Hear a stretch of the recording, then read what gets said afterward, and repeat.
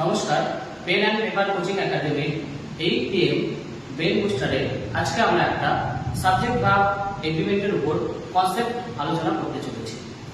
আজকে আমরা আলোচনা করব ইদার অর নিদার নর থাকলে বাক্যের মধ্যে যদি ইদার অর অথবা নিদার নর থাকে তাহলে কোন ভার্বটাকে আমরা বসাবো।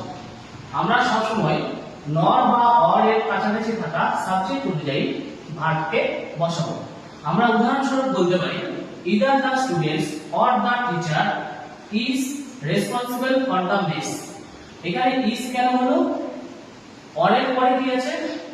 the teacher। or এর কাছাকাছি সাবজেক্ট কি আছে? the teacher। the teacher যেহেতু সিঙ্গুলার সেজন্য আমাদের ভার্বটা সিঙ্গুলার হলো। একইভাবে আমরা আরো একটা প্রশ্ন তোমাদের কাছে নিয়ে এসেছি, যেটা অবশ্যই তোমরা কমেন্টে উত্তর জানাবে। neither the mother nor her daughters dash willing to go। ধন্যবাদ।